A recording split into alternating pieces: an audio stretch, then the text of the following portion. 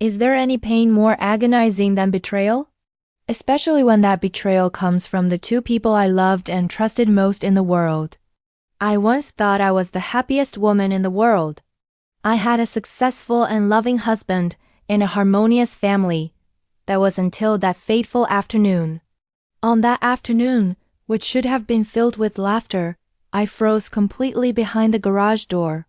Because I witnessed a disgusting sight that I could never forget, even if I lived a lifetime or were reborn.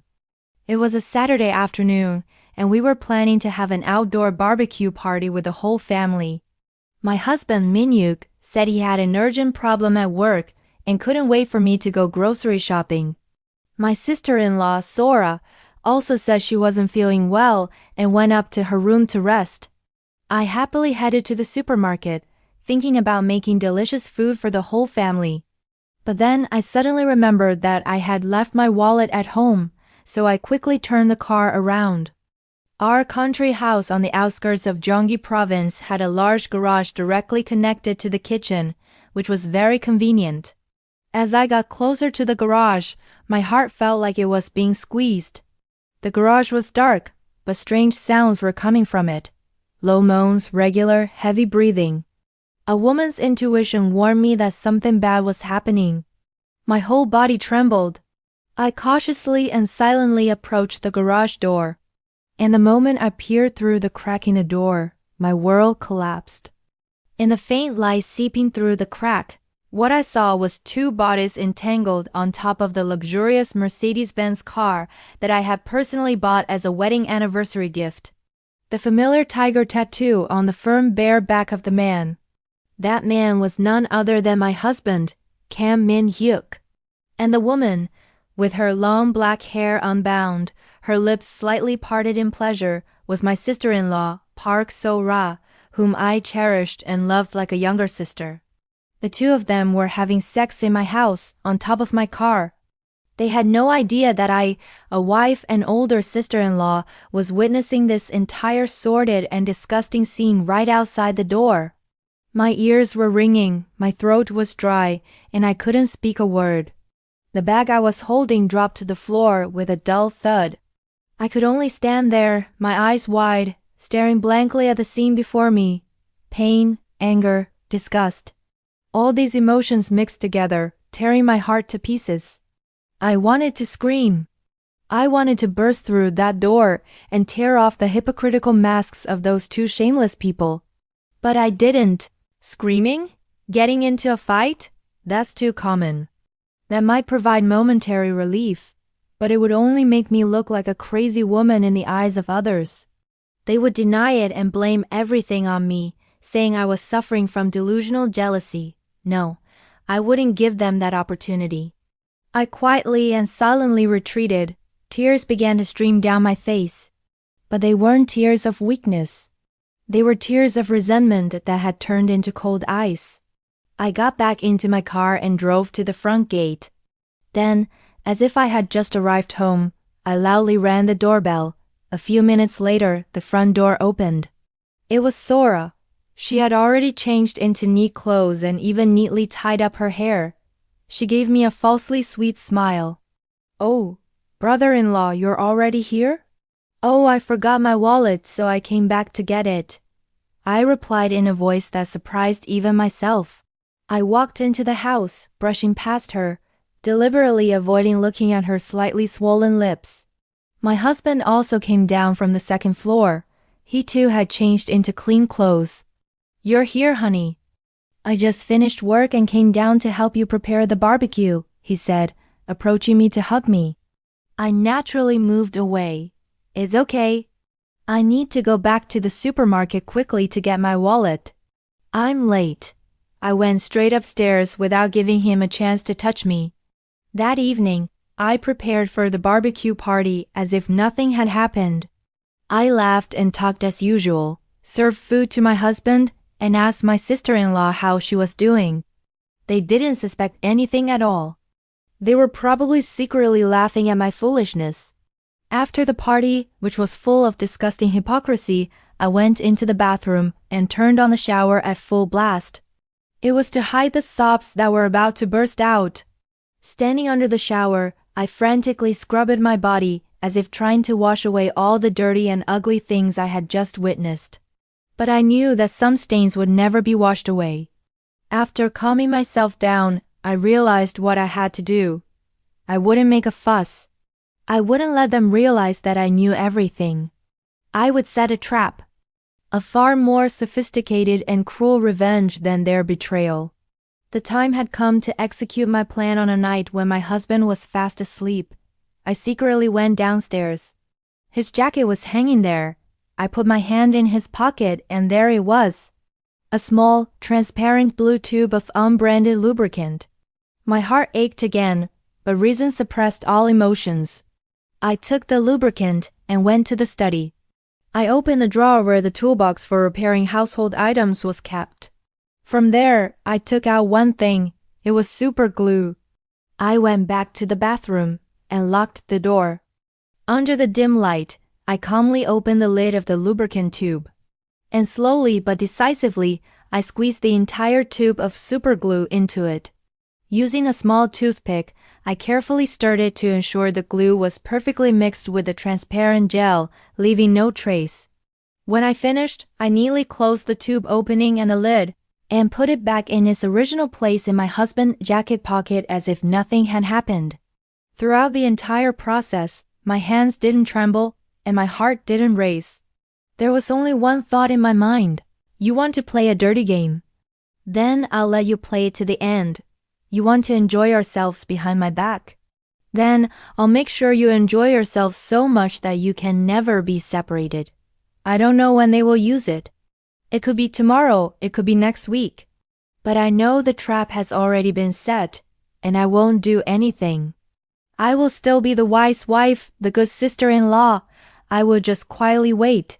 For the day when their desperate screams will echo, and for the day when I can enjoy that wonderful play. Will my cruel trap work properly? And how will the tragedy of the betrayers unfold when the truth is revealed in the most humiliating way? If you're curious, please subscribe to the Relax Retirement channel and turn on notifications. Don't miss the next part of this intriguing story. After planting the seeds of my revenge in that cursed love motel on the night of the affair, it felt like another person had awakened inside me. Yesterday's Seo Eugene, the wise and somewhat naive wife who absolutely trusted her husband, was dead. She died behind the garage door, amidst the loose sounds and the blatant scene of betrayal. The person who woke up the next morning was a completely different Seo Eugene. She still had a gentle smile and warm eyes, but behind them lay a coldness, meticulous calculation, and steely determination that even surprised myself. I was ready to become both the actress and director of the tragedy that was my life. And my play began right at the breakfast table that morning. I woke up earlier than usual and prepared a lavish breakfast filled with my husband's and my beloved sister-in-law's favorite foods. When my sister-in-law, Sora, came downstairs, she seemed a little surprised by my unusually bright demeanor. She looked at me She looked at me with a searching gaze. Sister-in-law, did something good happen today? You look so happy. Her voice was still as sweet as honey. I put on the innocent smile I had practiced dozens of times in front of the mirror. It's nothing. I'm just happy because it's the weekend and I'm going to relax. I approached her and linked my arm with hers. It was an affectionate gesture I hadn't done in quite a while. Sora, your skin looks a little dry lately. It's probably because of all the air conditioning. How about we go to the spa together later? I recently received a gift certificate for some high-end skincare products, and I'd be bored going alone. Sora froze for a moment. She probably hadn't expected this suggestion at all. She glanced at me, and then at my husband, Min-yuk, who was just coming down the stairs, as if waiting for instructions. But I was one step ahead. I said to my husband in a flirtatious voice, "Honey, can I take Sora to get some skincare treatments? A woman has to take care of herself, right? You stay home and watch the house." "Oh no, you said you were busy with work lately, didn't you? Just go to the office and work. I'll take care of the housework." I deliberately acted like an unsuspecting wife, pretending to give my husband free time without my supervision, sending him off to work. Min-yuk seemed surprised for a moment, but then he started playing along with my act. He put on that sickeningly fake smile that I now found repulsive. "You're right. You and your sister-in-law go and have a good time. I'll come home early tonight." And so, I took my sister-in-law to the spa. All that afternoon, I played the role of the perfectly kind sister-in-law. I talked to her about all sorts of things from fashion and cosmetics to miscellaneous topics, and even gave her an expensive new dress as a gift. She kept thanking me and accepting the gifts, but I could still see the wariness and suspicion in her eyes. She was probably wondering why I was suddenly being so nice to her. But the foolishness of someone consumed by guilt prevented her from thinking more deeply. She probably simply thought I was just apologizing for being indifferent for so long. For the next few days, I continued my act. I was more affectionate to my husband than ever before. I no longer nagged him even when he came home late. I always prepared clean and fragrant clothes for him, including a jacket containing a special gift I had prepared. I also treated Sora like a close sister. I went shopping with her, cooked delicious food for her, and even casually mentioned my husband's work schedule. Things like, "He has to go on a business trip for a few days this week," or "My husband will be home alone this weekend." I was creating opportunities for them.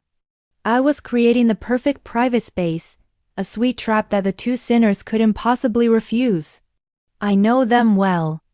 A patriarchal man who likes to show off and an ambitious and frivolous sister-in-law. If they were left alone in a place where I wasn't watching, they would never miss that enjoyable opportunity. And finally, the decisive moment arrived. It was the weekend I had planned my final act. During breakfast that morning, I suddenly put on a sad expression. I said I had just received a call that my grandmother in the countryside was critically ill. "Honey, I need to go to the countryside to see my grandmother," I said to my husband in a worried voice. I told them I would need to stay a few days to take care of my grandmother. I told them to take good care of themselves while I was away. My mother-in-law heard this and worried, but she didn't know the truth. My mother-in-law was a good person, but her flaw was that she trusted her precious son too much. She told me to take good care of my grandmother and not to worry about the housework. Min-yuk acted very understanding. He hugged me and comforted me. "Don't worry, go ahead and I'll take care of everything here. Come back when your grandmother gets better." I glimpsed an undeniable gleam of joy in his eyes. He must have thought this was a heaven-sent opportunity. My sister-in-law Sora also acted very well. She held my hand and teared up. "Sister, please be careful. Don't worry. I'll take good care of you and mother. I'll do everything well." I nodded and forced a smile.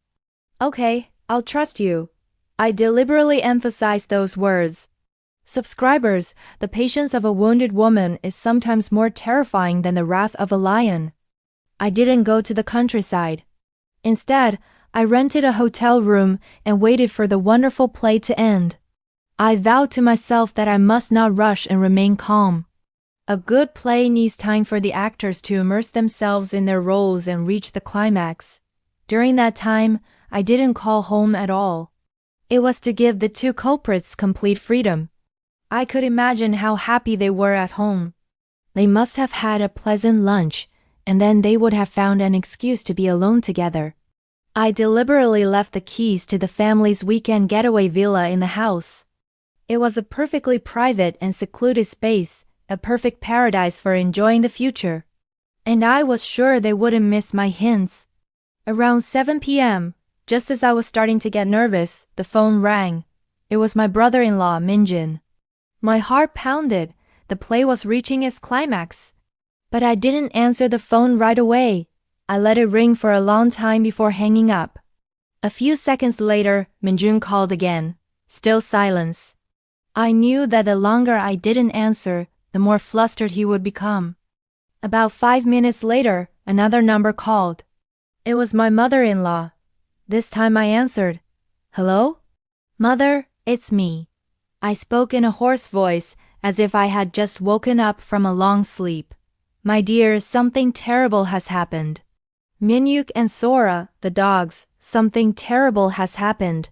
My mother's voice was almost tearful. A cold chill ran down my spine, but I acted perfectly on the outside. Yes, Minyuk and Sora, what happened? Mother, please calm down and tell me. Minjun just called me ... My mother couldn't finish her sentence. Minjun said that Minyuk and Sora are at our vacation home. He doesn't know what they were doing there, but he said they're both acting strangely. Minjun said he heard screaming and cries for help from inside the bedroom, and the door is locked from the inside. They're not answering no matter how much he calls out to them, and he's so scared that he called me. My dear, could it be that a burglar broke into the house? Or could something have happened to them? My mother's fear was genuine. She was truly worried about her son and youngest daughter-in-law. My mother had no idea that the accident they were experiencing was entirely their own doing, and that I was the one who had ignited the fire. Mother, how could such a thing happen? I shouted into the phone, my voice filled with terror and shock. Don't worry, Mother. There must be some misunderstanding. I'll call Minyuk. No, dear, my mother interrupted urgently. I've called both of them dozens of times, but no one's answering. Let's do this. Come to the villa right now. Minjun and I are going there now too. Let's meet there. We need to see what happened to them and call an ambulance. Hurry up. My mother hung up the phone without giving me a chance to refuse. My plan had succeeded perfectly. Now, not only my brother-in-law but also my mother-in-law would be witnesses to the humiliating drama that was about to unfold. I didn't rush. I calmly sat and finished my tea. I had to give them enough time to arrive first and for their fear and anxiety to reach their peak. About 30 minutes later, I leisurely called a taxi. Tonight, the two phoenixes would not be resurrected from the ashes, but would burn themselves in the flames of desire and sin. I sat in the car, watching the streetlights flashing by outside the window. My mind was strangely calm. I didn't know what kind of scene awaited me, but one thing was certain. It would be a scene they would never forget for the rest of their lives. As the taxi turned onto the road leading to the villa, I could see the headlights of another car in the distance and the shadows of two people pacing anxiously. It was my mother-in-law and my brother-in-law Minjun. It was time for the curtain to fall on the play. I paid the taxi fare and hurried towards them. Speaking in a frantic and anxious voice, just like a wife and sister-in-law worried about her husband and brother-in-law, I said, Mother, Minjun, what's going on? Where are Minyuk and Sora? As soon as my mother-in-law saw me, she lost her composure. She rushed towards me, grabbed my hands, and burst into tears. Oh my God, you're here. I was so scared. Minyuk and Sora are in the bedroom on the second floor, locked inside. They're not answering no matter how much I call them, and I can only hear faint moans and whimpering sounds from inside. I'm so scared. I think something really bad has happened to them. Minjun, Sora's husband, also looked deathly pale. He stammered, Sister-in-law, I heard my brother saying help me too. But his voice was so faint.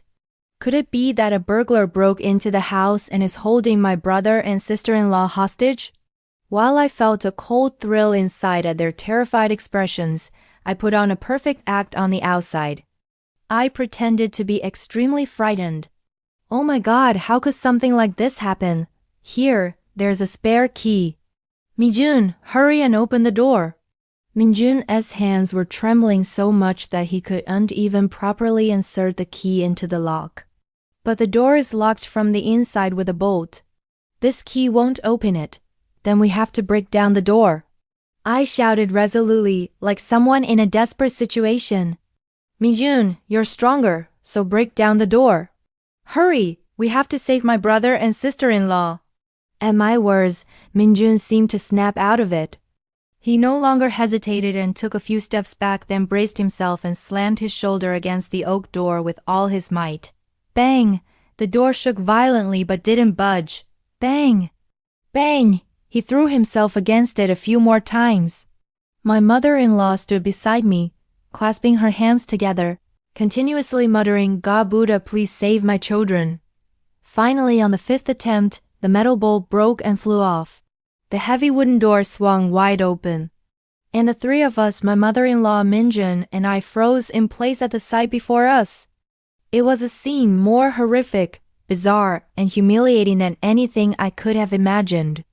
In the luxurious bedroom, on the large bed where my husband and I slept every weekend, there was no thief. There were only my husband Minyuk and my sister-in-law Sora, but they weren't being held hostage. They were naked. Both of them were completely unclothed, clinging to each other in an unspeakably obscene position. But the most terrifying thing wasn't their nakedness, but their condition. The two were tightly bound together as if they were one body, completely unable to separate. Their faces were contorted with pain, and sweat poured down them. Minyuk was struggling with all his might to break free, but all his efforts were in vain. He groaned in a weak voice, "Please, save me, save me." It hurt so much. Sora was even more miserable. She was crying silently, and her whole body was convulsing. Her usually beautiful face was completely disfigured by pain and extreme terror. "Appa, it hurts so much. Please, please, separate me from him." That was the effect of the powerful super glue I had prepared. When mixed with lubricant, it doesn't harden immediately. It maintains its lubricating properties for a short time. But when friction and body heat are added, a chemical reaction occurs, transforming it into an extremely powerful adhesive substance. It becomes an invisible chain, binding the two sinners together at the very moment they commit their sin. My mother-in-law couldn't stand the sight any longer. She screamed and collapsed to the floor, losing consciousness. My brother-in-law Minjun was frozen in place like a statue. He was watching his beloved wife, whom he loved so much, naked and clinging to his own brother. His face turned pale, then red, then blue again. He didn't scream or curse. He just stared blankly at the scene before him, his eyes wide and lifeless. The shock was too great. It completely destroyed the mind of a gentle and weak man. I stepped back and leaned against the wall. I covered my mouth with my hand and my shoulders trembled. Others probably thought I was crying from the shock. But I wasn't. My subscribers, I was laughing.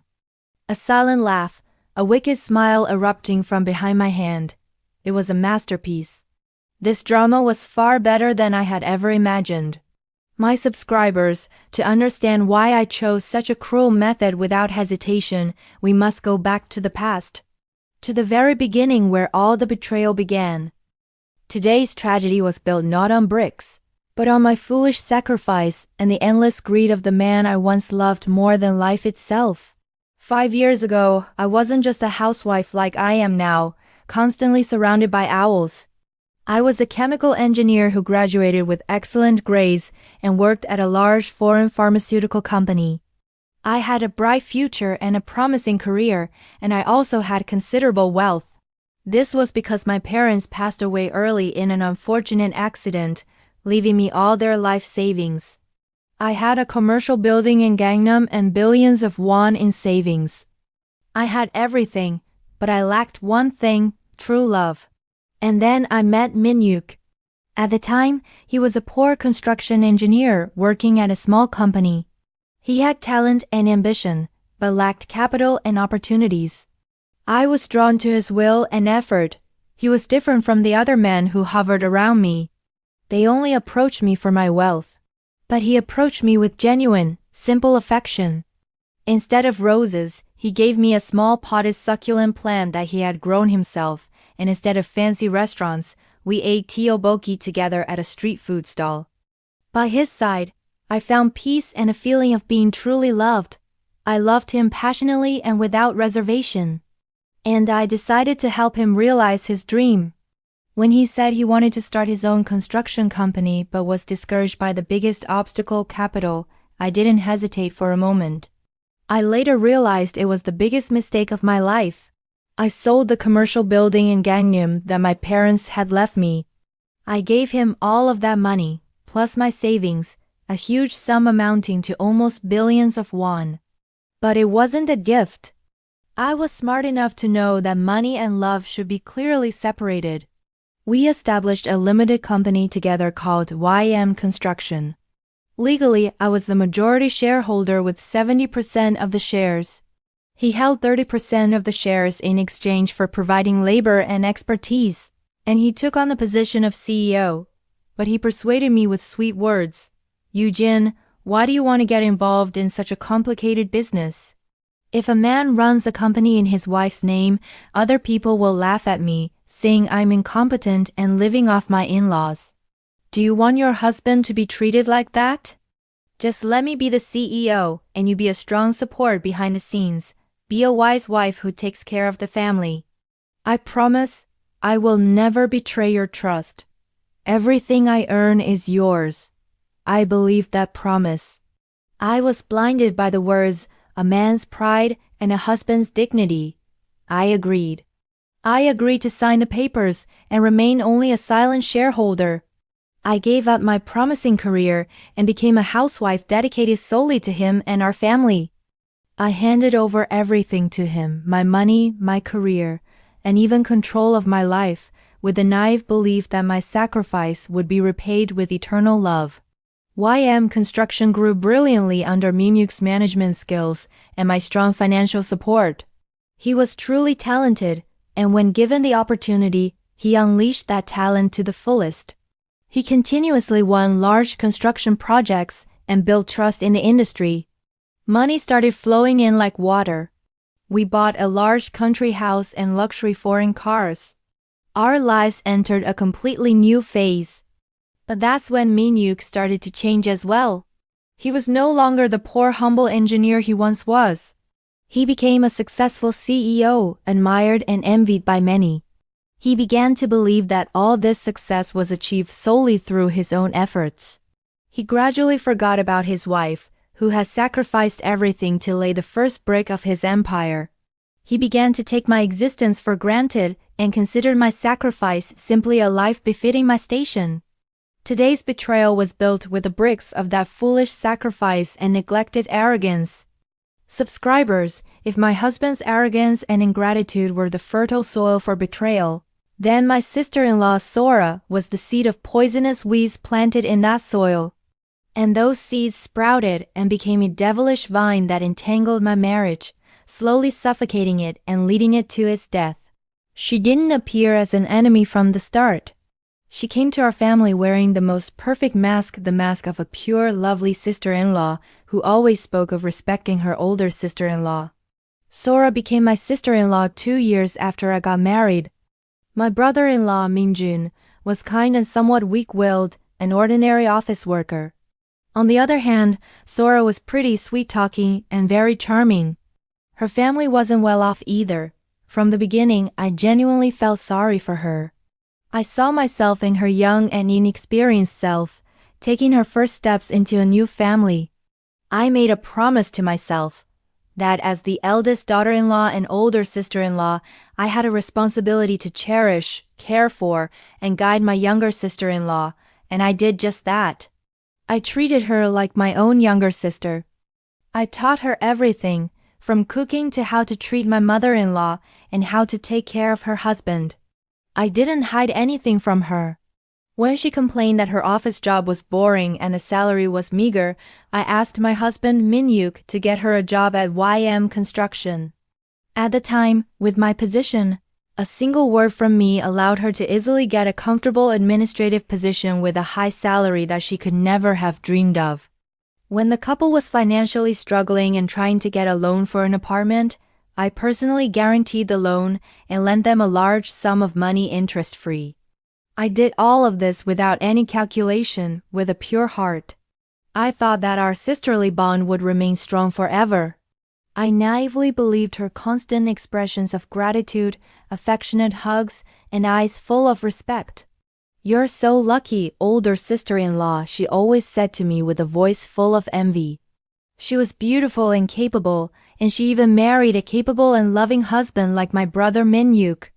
I said, "I wish I could be even half as good as you." At the time, I was simply happy and proud to hear those words. I didn't realize that behind that respect, A fire of jealousy and hatred was quietly burning. She didn't respect me. She coveted everything I had. She coveted the abundant life in this mansion, the approval of my mother-in-law, and most importantly, a successful and powerful husband. She began to execute her plan very cleverly. She never criticized me directly. On the contrary, she praised me in front of everyone. But it was poisoned praise with a hidden agenda. In front of my mother-in-law, she would casually say, "Mother, I saw that my sister-in-law bought 3 more designer bags today. They're really pretty." My sister-in-law certainly has good taste. It sounded like praise, but she was subtly planting the idea in my mother-in-law's mind that I was a wasteful daughter-in-law who spent money recklessly. With my husband, she used a different approach. She approached him under the pretext of asking about work, then acted weak and pitiful. "Brother-in-law, I'm having such a hard time these days.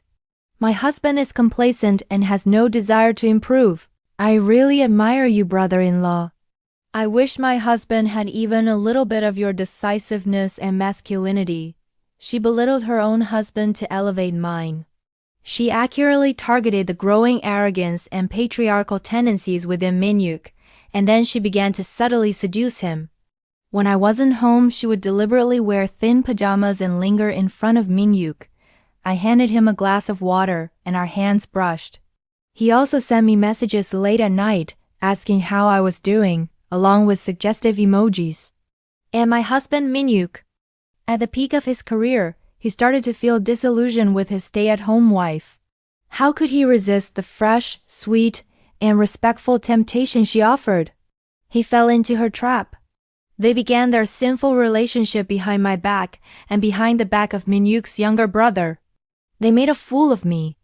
They acted so perfectly, pretending to be a loving brother-in-law and sister-in-law. They secretly met outside under the pretext of work. They even brazenly cheated on me in my own house, in my own car, just like that fateful afternoon I witnessed. The viper I had nurtured so carefully was no longer just secretly jealous. It began to bare its fangs and bite at my heart. But she didn't know, a woman pushed to the brink doesn't just cry. She finds a way to tear out all the fangs of that viper. Subscribers, let's go back to that horrific scene in the villa bedroom. My mother-in-law had fainted, and my brother-in-law Min-Jun was frozen like a statue. And the 2 sinners, my husband and my sister-in-law, were still clinging to each other on the bed, groaning in pain. The eerie silence in the room was only broken by their faint moans and Min-Jun's ragged breathing. After a moment of extreme exhilaration, I quickly regained my composure. I knew that my play couldn't end here. I had to be the director of this play until the very end. I was the only one who remained rational. I approached them. It wasn't to help those 2 shameless people, but to wake up my mother-in-law. Mother, please snap out of it." After shaking her several times, my mother-in-law slowly opened her eyes. Her eyes were still dazed. The moment she saw the scene on the bed again, my mother-in-law burst into tears again. "Oh my God, what a disgrace. How did our family end up like this?" I didn't comfort my mother-in-law, I just spoke coldly. My voice was full of authority at that moment. "Mother, this is not the time to be crying. What you need to do now is call an ambulance. Do you want everyone in this neighborhood to know about this?" My words were like a splash of cold water.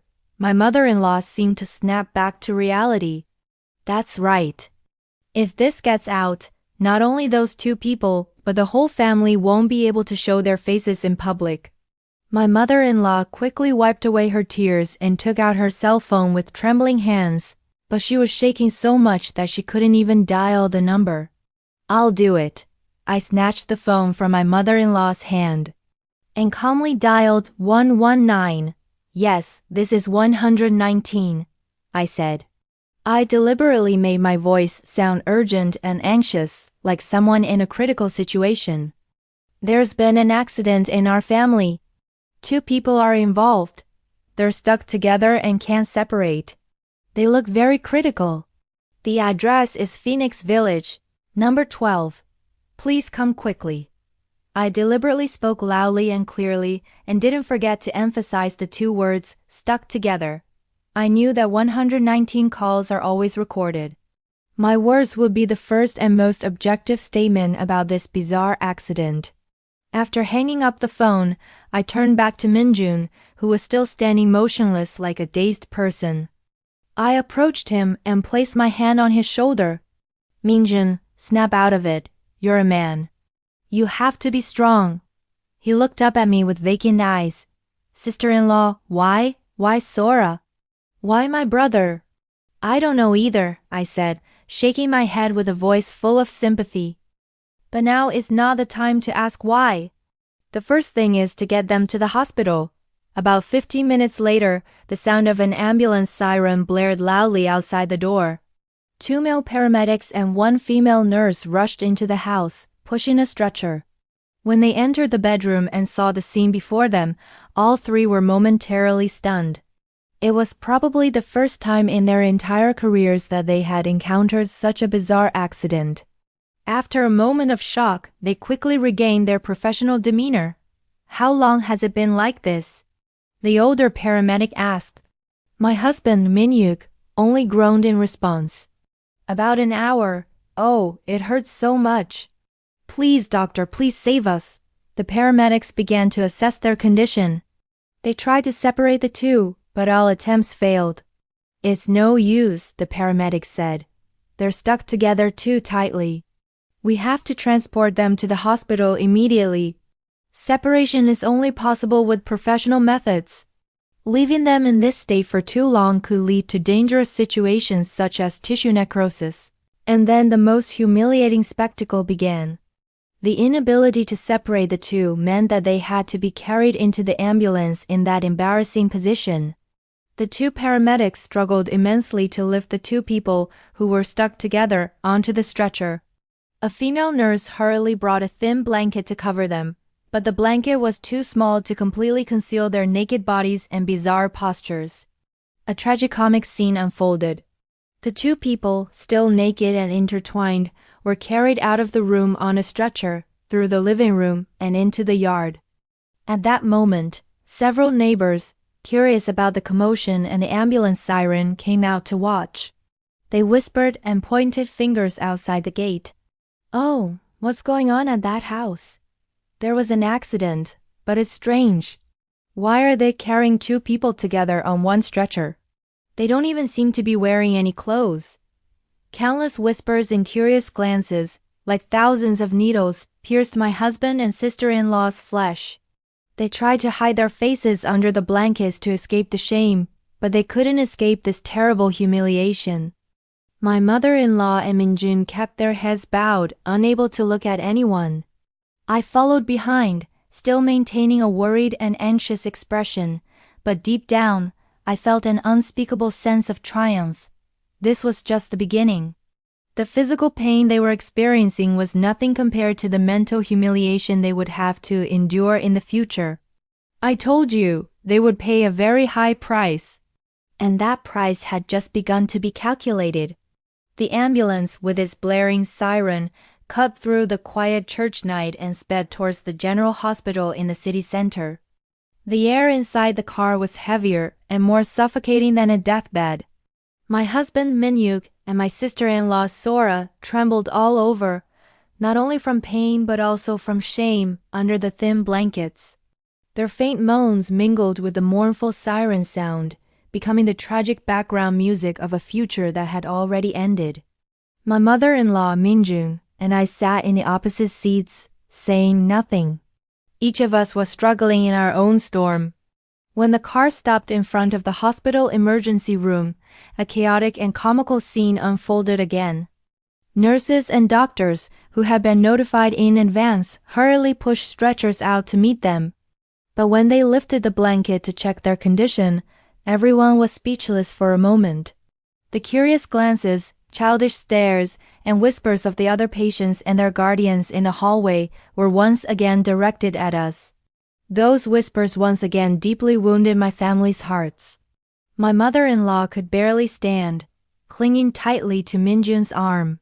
Her hair, which was always neatly combed, was now disheveled, and she looked 10 years older in an instant. Mingjun just stared blankly at the emergency room door where his wife and brother had been carried in, his eyes empty of emotion. He was probably thinking nothing at all. His mind was completely blank. We were told to wait outside.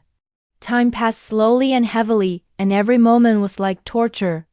I sat on the cold waiting room chair, staring at the firmly closed emergency room door. There wasn't a single ounce of worry in my heart. I wasn't worried about their lives. I knew that although the superglue was toxic, it had been diluted and only touched their skin, so it couldn't take their lives.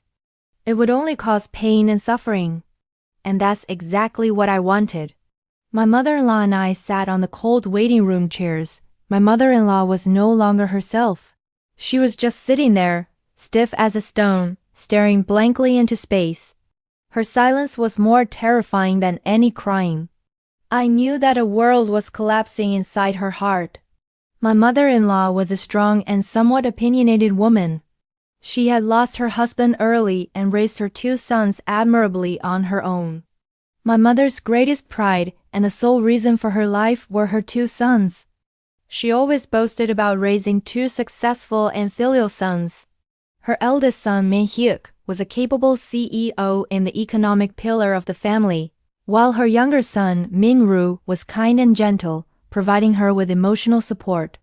My mother firmly believed that our family was a model, harmonious, and happy family without any flaws. She also cherished me very much.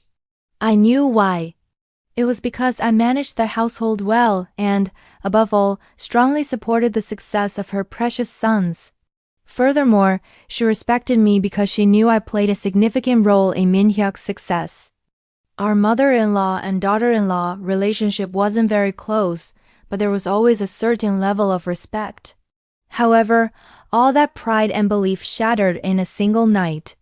The capable and exemplary eldest son, whom my mother always boasted about, turned out to be a shameless man having an affair with his sister-in-law.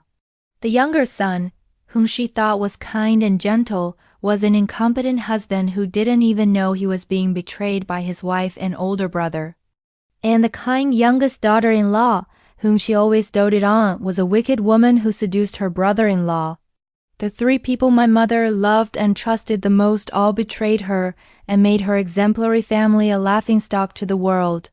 This shock was too much for a woman entering her twilight years to bear. My mother looked at me. In her eyes, there was no longer the strictness or authority of a mother-in-law. Only extreme fatigue, emptiness, and deep shame remained. "Daughter," my mother said in a weak voice, "did you know about this a long time ago?" I remained silent. My silence was the answer. My mother faintly nodded, and tears welled up in her eyes. "That's right. I was such a foolish old woman. I was completely unaware that such a terrible thing was happening in this house. I was always so proud of those children, but I'm so sorry to you. How difficult must it have been for you during that time, all alone?" My mother raised her wrinkled, trembling hand and took mine. "I'm sorry, my child. I couldn't be a good mother-in-law to you. I was so blind, I was completely deceived by their sweet words and hypocritical appearances. In the end, my foolishness helped them torment you. I'm so sorry." My mother began to sob. It was the sorrowful cry of a mother completely broken down. I had never seen my mother so vulnerable before. I looked at her, overwhelmed by complex emotions. I no longer hated my mother, I just felt sorry for her. My mother was also a victim of the lives of the children she loved so much. I quietly held my mother's hand tightly. "Mother, please don't say that. What's done is done. There's no point in blaming anyone now. Right now, you need to take care of your health. If you collapse too, who will protect this house?" My words seemed to give my mother a little strength. She stopped crying and nodded. "Yes, I can collapse. I have to pull myself together and confront those wicked people. I have to teach my children a lesson again." My mother looked at me. Her eyes had become much more resolute. "My child, tell me honestly. Was this accident something you orchestrated? My mother-in-law's questions were gentle, but they pierced through my secrets like a sharp blade. I hesitated for a moment, but I decided not to lie. Looking straight into my mother-in-law's eyes, I quietly nodded. I expected her to be furious and call me an evil daughter-in-law, but she didn't. She simply let out a deep sigh. Yes, I understand, you were right. Those shameless beasts need to be taught a lesson in an unconventional way. You did what I should have done. Thank you, my dear. My mother-in-law's words lifted all the heavy burdens from my heart. From that moment on, I knew I no longer had to fight alone. I had gained the most powerful ally in this family, and my revenge was now entering a new, more intense and ruthless phase. Subscribers, that night, my mother-in-law's nod and words of gratitude became an unexpected turning point. It was more than just an understanding between two women who had suffered the same pain. It was the beginning of a powerful and surprising alliance. I knew that to end this tragedy and make the betrayers pay the price they deserved, a single tube of superglue wouldn't be enough. I had to deliver a decisive blow. A fatal blow that would completely shatter not only their sinful love, but also the material foundation and arrogance that nurtured that sin. Min-hyuk and Sora's surgery continued for almost 3 hours. During that long time, my mother-in-law, Min-jun, and I sat quietly in the hospital corridor. No one spoke, each lost in their own thoughts. Min-jun sat with his head bowed. His broad shoulders kept trembling, and occasionally he would hit the wall hard. It was an expression of extreme helplessness. My mother-in-law, initially shocked, regained a terrifying composure. She stood upright, eyes closed, but I could tell that a storm of anger and calculation was raging in her mind. The lights in the operating room went out, and a tired-looking doctor came out. He informed us that the surgery had been successful. The two were separated, but the price was by no means small. After being moved to the recovery room, both Min-hyuk and Sora were deeply asleep under the effects of anesthesia. We were allowed a brief visit. Anyone would have felt pity seeing the two of them lying in separate beds, wrapped in white bandages, with pale and pained faces. But I didn't. I thought it was a fair punishment. That night, my mother-in-law said to me, "Daughter, you should go home and rest now. Min-jun and I will be here, so it's okay. You've been through a lot today." I knew that my mother wasn't simply trying to get me to rest. She was giving me and herself time to think. I nodded silently and quietly left the hospital. But I didn't go home. I drove to a small fiefstyle that I had secretly rented a long time ago. There, I kept all the secrets and weapons I had quietly prepared for this day. The next morning, I returned to the hospital. I was no longer the tired and anxious Eo Yujin. I lightly applied makeup and wore an elegant office outfit, projecting a calm and authoritative image. When I entered the room, Min-hyuk and Sora were both awake, and my mother-in-law and Min-jun were also there. The air in the room was heavy like lead. Seeing me enter, both Min-hyuk and Sora were startled. They looked at me with eyes mixed with guilt, shame, and undeniable fear. Because they didn't know how much I knew and what I would do next. I didn't look at them. I went straight to my mother-in-law's bedside and placed a briefcase on the table. "Mother, I think it's time you knew some truths," I spoke in a calm voice. My mother-in-law looked at me, then at the briefcase, and made a bewildered expression. I opened the bag and took out a stack of documents. "Mother, do you remember?" I began. 5 years ago, when YM Construction was established, I invested almost all of the capital, billions of won. But to save Min-hyuk's face, I agreed to let him be the CEO while I remained a silent shareholder. I placed the original investment contract, bearing both my and Min-hyuk's signatures, on the table. According to the documents, I am still the majority shareholder, owning 70% of this company. Legally, the final decision maker of this company is not Min-hyuk but me. The room fell silent. Min-hyuk and Sora stared at me with wide eyes. They probably never imagined that the submissive housewife and sister-in-law they knew would be so legally thorough and meticulous. My mother-in-law simply remained silent. She seemed to be realizing that this game was far more complicated than she had thought. I continued, pulling out my second trump card. I took out another stack of documents. And this too, Mother. Do you know whose name all of this property is under, this country house we live in, the Mercedes that Min Hyuk drives, and the apartment where Min Jun and his wife live? I flipped through the land registry documents and car registration certificates one by one. Only one name was listed as the owner, Seo Yoo-jin. From the beginning, when I purchased these assets with my own money, I demanded that everything be registered in my name. Min Hyuk agreed, saying that it was a way to prove his love and gratitude towards me. I cast a scornful glance at Min Hyuk. Although he seems to have forgotten that promise, Min Hyuk could no longer lie still. He tried to sit up, but the pain in his wound made him wince. Yoo-jin, how could you do this? He stammered. Me? I scoffed. I'm just reminding you. Everything you have, your career, your status, your house, your car, I created it all. You never truly owned any of it. I just allowed you to use it. And then I delivered the final blow. I took out my phone. Mother, do you think I only found out about these two's relationship yesterday? No, Mother. I've known for a very long time. I played a video. It was footage from a security camera I had secretly installed in the living room. The video showed Min Hyuk and Sora secretly hugging and kissing on a sofa while I was away in the countryside. Following that, numerous sweet messages they exchanged appeared. Messages I had technically recovered from Sora's old tablet PC. Sora, I'm dying to see you. I wish you were here right now. Appa, wait until that annoying wife of yours goes out. I'll come running right away. The evidence was presented one by one, clearly and sharply, undeniably. They were like a giant hammer, continuously smashing down, shattering all excuses and hypocrisy into pieces. My decisive move had been made. I didn't just show them my financial power. I exposed all the dirty truths, proving that their betrayal wasn't a temporary mistake, but a long-planned and deceitful act. Subscribers, when all the undeniable evidence was revealed and the true faces of the two culprits were mercilessly exposed, the most pathetic drama began.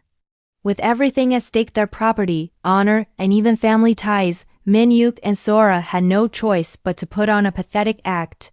It was my husband Min Hyuk who started first. He crawled out of bed, disregarding his painful wounds. He staggered towards us and then knelt down on the cold floor in front of me and my mother-in-law. Mother, Yoo-jin, I was wrong. He lifted his face, drenched in tears. It's all my fault. I was a real piece of trash. I'm not worthy of being a husband or a brother. I must have been possessed by a demon. I succumbed to temptation in an instant and committed this beastly act. Mother and Yoo-jin, please, just forgive me this one time. I swear I'll never ever do this again. I'll completely end things with Sora. I'll only live for you and our family. Please, please don't leave me, Yoo-jin. He desperately cried and pleaded, trying to cling to the last remaining affection in the women's weak hearts. His partner Sora was no less dramatic. She also tried to get up, but perhaps her wounds were too painful, so she remained lying on the bed, sobbing. Mother, sister-in-law, I was wrong too, she said, choking back tears. I was a truly shameless woman. It's all my fault. I wasn't modest enough and I tempted my brother-in-law. I betrayed my sister-in-law's trust, the trust of our whole family. I can't even ask for forgiveness. But please, please don't abandon my brother-in-law because of my mistakes. My brother-in-law still loves my sister very much. I will bear all the blame alone. Can you see this, subscribers? Even at this moment, she was acting. She was trying to gain sympathy by taking all the blame upon herself and making herself a pitiful victim, thus minimizing the guilt of both of them. It was truly a perfect performance. One blamed the momentary temptation, and the other said she would take all the responsibility, a perfect act. If it were me yesterday, I would probably have been swayed. I might have believed those tears and promises, but today I was no longer a fool. I saw through their true intentions. I knew those tears weren't tears of regret, but tears of fear. They were afraid of losing the company, the mansion, and the luxurious life they were currently enjoying. I didn't say anything and quietly looked at my mother-in-law. Now, it wasn't me who would pass judgment, but my mother. My mother sat quietly, watching the two children's performance. No emotion was visible on her face. After the pleading ended, my mother slowly stood up. She didn't go to her son. She went to the bed of Sora, the youngest daughter-in-law. She looked at her with cold, distant eyes. You said you would bear all the blame? My mother asked in a calm voice. Fine. I'll grant your wish. My mother turned to Minjun, who was standing quietly in the corner of the room like a shadow. Minjun, come here. Minjun slowly approached. His eyes were still empty. My mother placed a piece of paper and a pen on the table. These are the divorce papers. I prepared them in advance for you. Sign them. Let that child go free and let her bear the full weight of her sins. My mother-in-law's words were gentle yet unbelievably cruel. It was the final blow, leaving Sora with no way out. The play of betrayal was finally coming to an end. Subscribers, I've already prepared the documents for you to sign. The mother-in-law's words, like the final gavel of a judge, slammed shut all doors of hope for the deceitful sister-in-law. Sora's carefully constructed victim's mask shattered, revealing her true face filled with fear and despair. She stared blankly at the divorce papers on the table, then looked up at her husband, Minjun, who remained as still as a stone. She began to cry again, but this time it wasn't acting. It was the genuine terror of someone about to lose everything. Minjun, you can't do this to me, she sobbed, clinging to the man she had so cruelly betrayed. I know I did wrong. I was just foolish for a moment. Please, for the sake of our marriage, just give me one more chance. I promise, I swear, I'll never do it again. I'll be a good wife. I'll even give you a child. Please, don't leave me. She believed that Minjun's kind and weak nature would soften if she cried and pleaded, even using the promise of a future child as leverage. She was used to manipulating this man, but she was wrong. Even a worm will turn when stepped on. The shock of being betrayed by both his brother and his wife was a fatal blow that completely destroyed the weakness within Minjun. It killed love and forgiveness, leaving only hatred and extreme pain. Minjun didn't say a word. He slowly approached her, his eyes no longer empty, but terrifyingly vacant. He didn't look at Sora's tear-stained face. He stared only at the divorce papers, as if they were the only thing that existed in the room. He picked up the pen his mother had left there. His hand trembled, not with hesitation, but with anger. Sora was even more terrified. She tried to get out of bed to grab her husband's leg. Minjun, no, please, but Minjun didn't give her a chance. He bent down and resolutely signed his name on the divorce papers. It was a crypt, trembling signature, but it was deeply etched onto the paper, as if a blade had severed their marriage, both past and future. Our Minjun finally spoke. His voice was hoarse. There's no future anymore. No. Sora screamed in despair. Her act had completely failed. She had lost everything. She had shattered her marriage and peaceful life with her own hands. But, my dear subscribers, that was only half of the verdict. That was punishment for the third party. The second and decisive revenge was for my traitorous husband. While all eyes were focused on the tragedy of Minjun and his wife, I slowly opened my mouth. I didn't look at my mother-in-law or Minjun. I looked straight at Minyuk, who was kneeling on the cold floor like a dazed person. Minyuk, get up! My voice was no longer cold. It was frighteningly calm. You don't need to kneel anymore. You'd better end your act here. He still looked up at me with teary eyes. A faint glimmer of hope flickered in them. He probably thought that since I had vented my anger and Sora had been punished, I would soften. He probably thought I would forgive him because of our marital bond and the family's reputation. Yujia, you'll forgive me, right? He stammered. We can start over, right? I promise. I'll never… I interrupted him, giving him a smile colder than ice. Start over? Do you think a broken mirror can be put back together, Min-hyuk? Do you think this disgusting betrayal can be erased with a few crocodile tears and cliché promises? I took another stack of documents from my briefcase and placed them right in front of him. Silence filled the room again. These are the divorce papers I've already signed, I said firmly. And these… I flipped through the next pages. My voice was calm and clear, like a lawyer reading out clauses. These are all the legal documents demanding that you transfer all management rights of YM Construction and your 30% stake to me, according to the investment contract we signed 5 years ago. You have to leave the mansion within 24 hours and return the Mercedes and all other valuables registered under my name. To put it simply and clearly, you have to leave empty-handed. There was no mercy in my words, and it completely crushed Min-hyuk. He widened his eyes, looking as if he couldn't believe what he had heard. Yujin, you can't do this. You're kidding, right? You're trying to kill me. That company has my blood and sweat in it. Blood and sweat? I scoffed, repeating his words. What exactly is your blood and sweat? The years you secretly cheated on me with my sister-in-law behind my back? Or the effort you put into buying gifts for your mistress with the money I sacrificed my entire fortune to build the company with? Don't forget that, Min-hyuk. If it weren't for the billions of won in money and property my parents left me, you'd still be a temporary construction worker scrambling for a job. I gave you everything. Money, opportunities, and even the title of CEO. And now I have every right to take back everything that was originally mine. No, I can't sign, he shouted. Fear had turned into defiance. I absolutely won't sign. If you do this, I'll have nothing left. I'll die. You have the right not to sign, I replied, still cruelly calm. But if you don't sign tomorrow, I will officially file a lawsuit. Not just a simple divorce lawsuit, but one including fraud, embezzlement, and adultery. I will release all this evidence to the media. I pointed to my cell phone.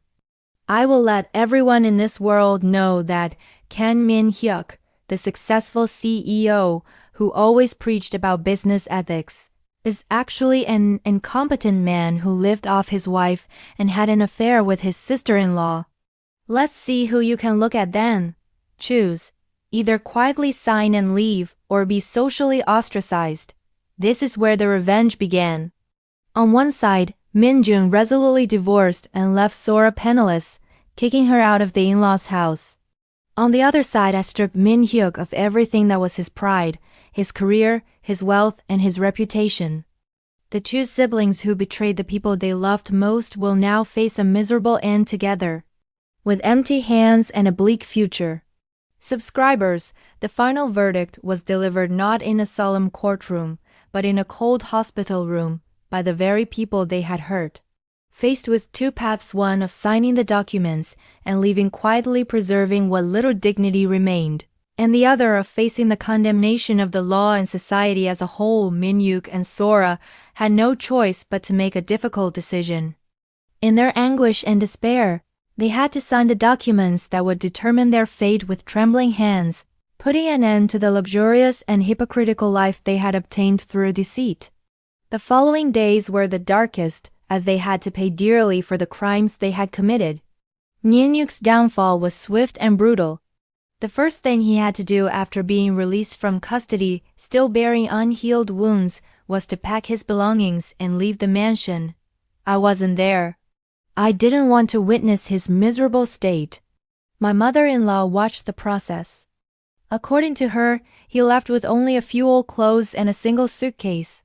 He stood in front of the gate for a long time, staring blankly at what was once his home, before quietly getting into a taxi and disappearing. I retrieved the luxury Mercedes. The bank accounts, although in his name, were frozen by court order as they were operated with company funds. He went from being a dignified CEO to a penniless man without a house, a car, or money overnight. But that wasn't the worst of it. The material downfall wasn't as painful as the fall from grace. The very next day, I went to the company, convened an emergency board meeting, and officially dismissed him from his position as CEO. Rumors of his affair and inappropriate relationship with Yisu also leaked out through various channels. The entire company, even the entire construction industry, was buzzing with gossip. Employees looked at him with a mixture of pity and contempt. His business partners, who had come to know his true nature, also turned their backs on him one after another. The reputation he had painstakingly built as a competent and successful CEO had now become a laughingstock. He tried to find a new job, but the huge stain on his resume prevented any promising construction company from hiring him. He had to humble himself, submitting applications even to small companies he wouldn't have considered before. But even there, people were wary of him. "We don't doubt your abilities, Mr. Kang," one HR manager told him bluntly. "But we have to reconsider your character. We can't entrust a major project to someone who betrayed the wife who helped him achieve his success." He continued to be rejected. He had to start over from the lowest position as an ordinary site supervisor, earning a salary far too small to support the luxurious lifestyle he once enjoyed. He had to live in a cramped, damp studio apartment in a shabby working-class neighborhood. Every day, he had to face the harsh reality of the construction sites he had once escaped with his own money. He lost everything: his career, his family, and his honor. And Miss Sora's fate was not much different. After divorcing Mingjun and being kicked out of the house, she lost her only support system. At first, she went to Min-yuk, begging him to start over with her amidst their difficulties. However, Min-yuk, who was also mired in his own troubles and despair, no longer had the capacity to care for her. He chased her away, even shifting all the blame onto her, shouting, "It's all your fault. If it weren't for you, my life wouldn't be like this. Get out of my sight immediately." Once the facade of money and secrets disappeared, their adulterous relationship quickly transformed into hatred and blame. Sora was left with nowhere to turn. She couldn't even go back to her parents' house out of shame. Rumors about her spread to her hometown, bringing disgrace to her family. She was accustomed to living comfortably by using her appearance, without a stable job. Kicked out of her in-laws' house empty-handed, she had to do menial work to make a living. From a lady who was young, beautiful, and only enjoyed shopping, she became a waitress in a shabby restaurant, enduring the pointing fingers and disapproving stares of those around her. Someone said they saw her crying bitterly alone at a bus stop late at night. She looked utterly miserable. The price of lies and endless grief finally came in the most just way. They had climbed to a false peak together, using betrayal as a stepping stone, only to fall back down to the bottom of the muddy pit of despair together, bringing down even those who loved and trusted them. That was the karma of life, without exception for anyone. Subscribers, while the two betrayers began to taste the bitter consequences of their actions, I couldn't indulge in schadenfreude or resentment. Because I knew that the storm had only just begun. Kang Min-hyuk's downfall wasn't simply the downfall of one individual. It threatened the collapse of the entire company, jeopardizing the future of hundreds of employees and their families. I couldn't let my blood, sweat, and the efforts of countless people be buried along with the betrayal of one undeserving man. It was time for me to step out of the shadows and reclaim everything that was rightfully mine. The first day I stepped into YM Construction as the new chairman, I was met with a massive wall of suspicion and hostility. Mr. Min-hyuk's scandal had spread uncontrollably. From management to field workers, they looked at me, a woman previously known only as the CEO's wife, with suspicious eyes. They whispered behind my back. They thought I was just a lucky woman who has seized the company through some means after ousting my husband. They didn't believe that a woman who had only ever worked in the kitchen could steer a massive ship rocking in a storm. The chaos caused by Mr. Min-hyuk's sudden departure plunged the company into a real crisis. Employee morale plummeted, and many were agitated, worrying about their future. Several key personnel who were close to Mr. Min-hyuk resigned. Partner companies began to feel uneasy. They called not to continue cooperation, but to test the waters and secure their contract terms. Some demanding investors even threatened to withdraw funds and cancel projects. The ship that was YM Construction was truly on the verge of sinking. I knew this was my greatest test. There was no time for sorrow or resentment. I had to act quickly and decisively. The first thing I did wasn't a purge or a large-scale personnel reshuffle. It was a meeting. It was an emergency meeting with all the department heads and senior engineers, the brains and backbone of the company. I entered the conference room in a black suit, projecting a professional and decisive image. I met the gaze of each person in the room, filled with doubt and scrutiny. I didn't mince words. I didn't offer empty platitudes. I got straight to the point. I know, I began, my voice calm but firm, that everyone here is feeling confused. You're doubting the company's future and my capabilities, aren't you? I completely understand. But I'm not here to talk about personal matters today.